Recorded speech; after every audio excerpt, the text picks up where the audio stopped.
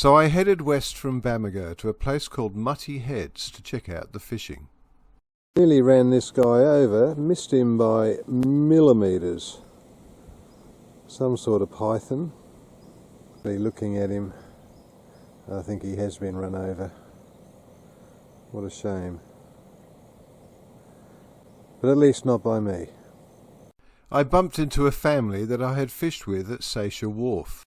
They caught 3 fish, including this shark, in short order. I decided to give it a go. So, first cast in. I only got prawns for bait. You wouldn't think it would be that hard to catch a small fish. I've used 10 prawns, I've had 1 bite that bit off the hook, and I still haven't caught a bait fish.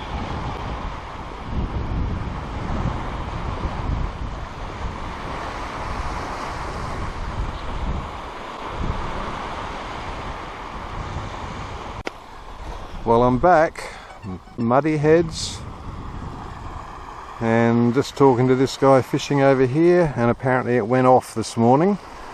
Of course I wasn't here, was I? But this time I've got some garfish for bait.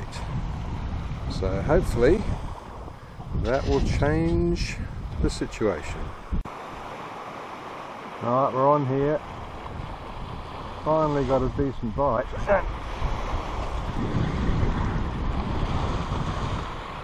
I don't know what this is, but it just jumped out of the water.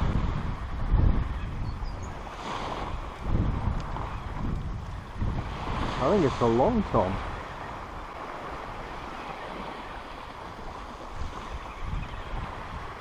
Looks like an oversized garfish.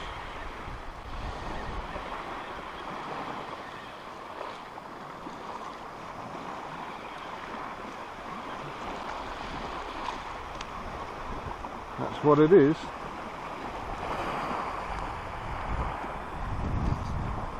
This is a pliers job, they got a lot of teeth. Right, so this is what the locals call garfish. Everybody else knows it as a long tom. He is going to be bait. Right, I'm on the board and I've got some fresh bait. So let's see if we can't crack something a bit more, can we say big? Yeah, big. Just prior to that bite I had the rod pulled out of the holder and dragged through the sand. Don't know what that was, but anyway. Another bite.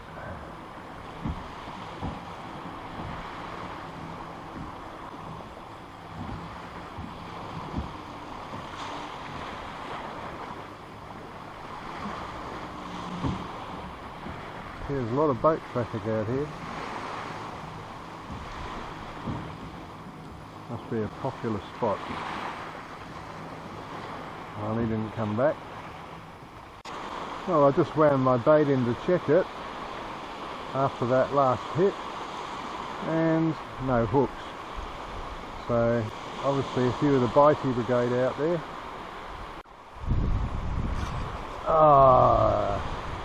I bet that was a shark. Okay, so late afternoon. This morning was not very successful, only the 1 fish. But the word is, as the tide comes up, and particularly if it's late afternoon, they go absolutely nuts. So I'm here for the nuts. Ready to go, might be a little bit early, but hey, I'm keen. Okay, go nuts. Word is that turtles nest on this beach at night. So apparently there's been a couple last few nights, so I might go out with a spotlight tonight to see if I can see some. There's also apparently a 3-metre crocker hangs around here in the evening, so I'll be watching for him too. Finally hooked up. No idea what I've got.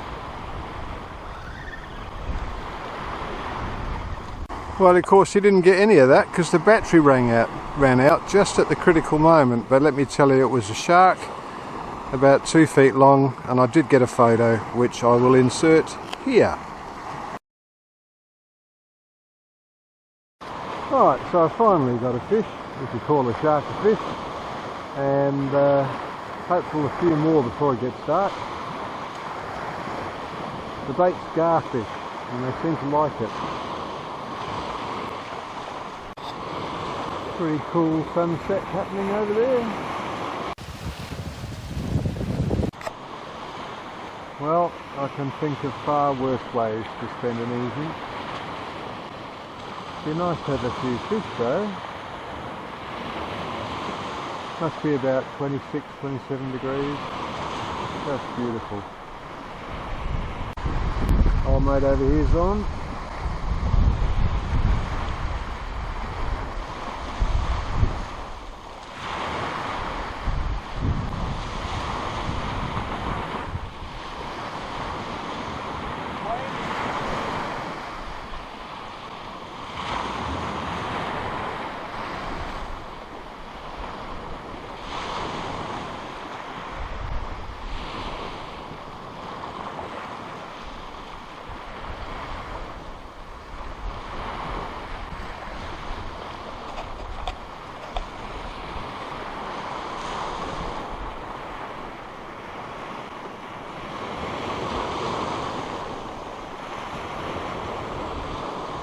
Ho ho!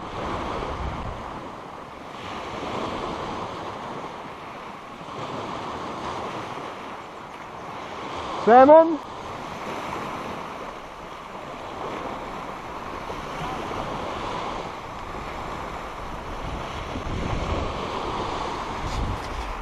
I don't know if you're going to see this because it's pretty dark, but I've got something. Not huge.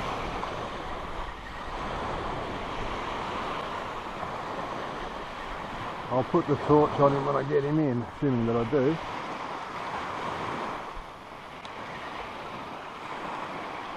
Well, I just had a screaming run and bitten off on 60-pound leader, so I've put wire on.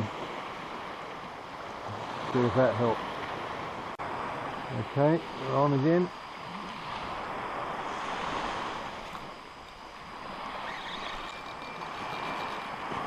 Listen to the sound of me getting my ass kicked again. Right, so another catfish. I think it's time to pack up for the night, go and see if I can see some turtles maybe. And a bit further up the beach I found one. This was a first for me.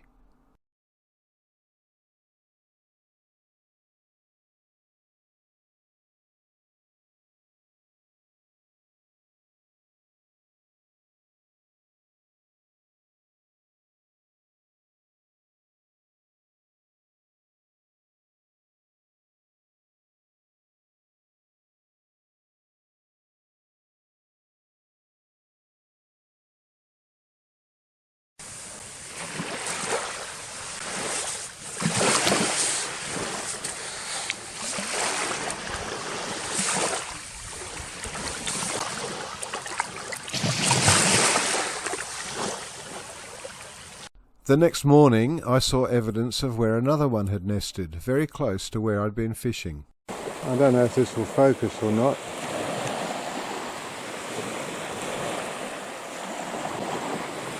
Little crabs.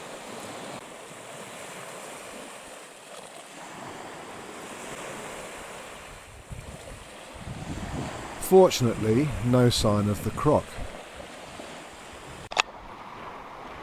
So, back again, take 3. Tide peaking early in the morning. Good news, a good one. Yeah.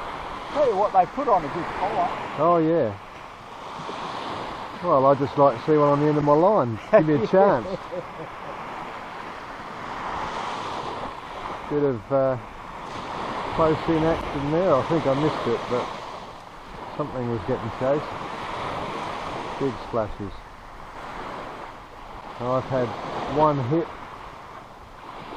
and I think it was a shark. It felt the wire and it dropped the bait. That's been about it this morning. Tide's dropping now, so I can't see it lasting much longer.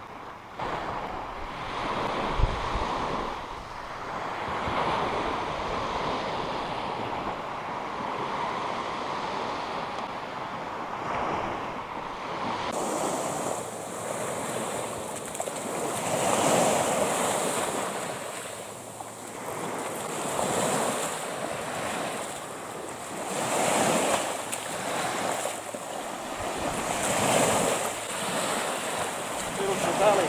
Yeah, nice.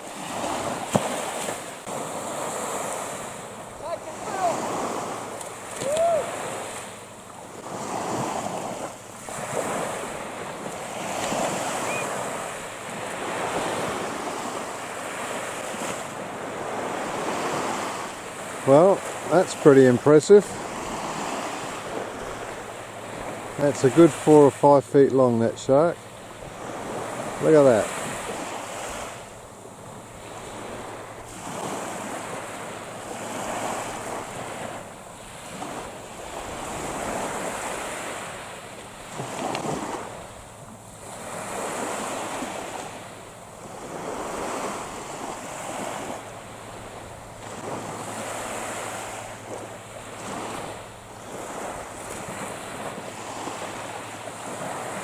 Good luck getting that in. That's now 200 metres out.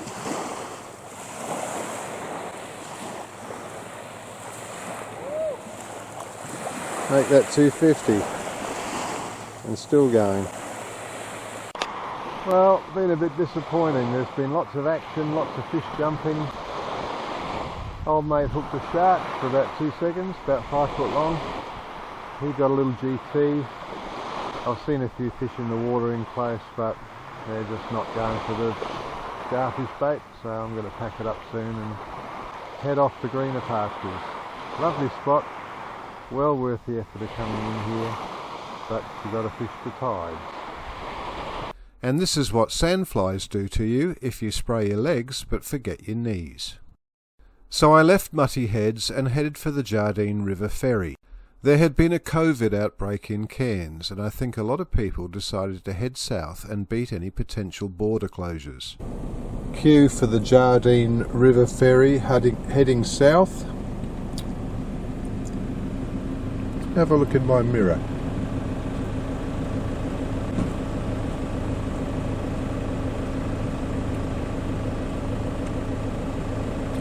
There would be 100 vehicles waiting to get across. Speed of ferry turnaround from one side to the other, very slow. I'm going to be here for an hour at least, and I'm only about 6 cars from the front of the queue. Right, these are the first cars that have come across in 15 minutes, and this queue is going to take hours to clear, and I would suggest if this sort of congestion continues, it's not going to be long before they put a bridge in here, and that is going to take away a lot of local indigenous income. So that's 5 cars.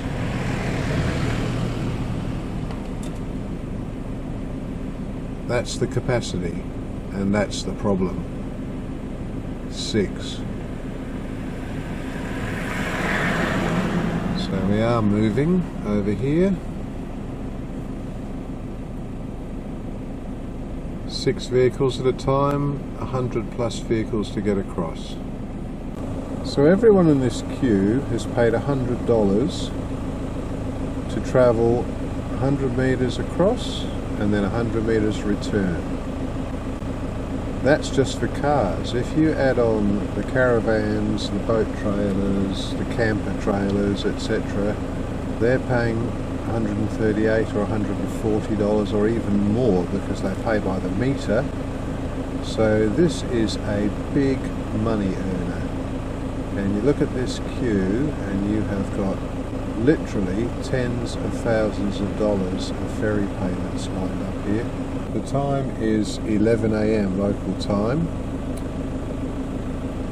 At 12 o'clock they go to lunch for an hour. And that means everything stops. So it doesn't matter how many cars are queued on this side, they will have to wait that hour. So this is only the 3rd load of cars that have come over in 30 minutes, and what's happening is they're letting the camper trailers and caravans on first and then making up the space with single cars like me. so I have moved forward 1 car length. Here's the view in the other side mirror, very dirty. So I reckon it will take me probably at least 2, probably 3 more ferry loads before I get on. Absolutely ridiculous. So now I'm about 2 from the front of the queue, and there's virtually no traffic coming across this way. So basically the ferry goes across from the north bank, drops off cars, doesn't bring anybody back, then has to come back for the next load from the north bank, and that turnaround time is about 8 minutes. There's going to be an awful lot of unhappy people behind me in about 45 minutes time when they all bugger off to lunch. So there's nobody waiting on the other side, and it's coming back empty. So that rig that's going down, a huge big caravan and a big 6-wheeler 4-wheel drive, that's going to take up 1 complete side. So the Pratt with a camper van couldn't put it on straight, and that means 2 cars don't get on. Tell you. So just to give you an idea how inefficient this process is, that's 1 vehicle, 2 vehicles, and the Pratt with a camper trailer. That's all that went across on that trip.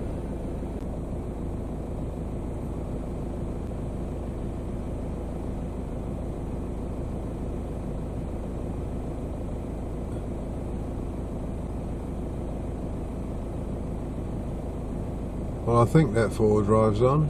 It's a bit hard to tell. Finally on, he just asked us all to move forward any further and I'll be under the barrier. So here's your view of the Jardine River. Enjoy it, because it's 50 cents a metre.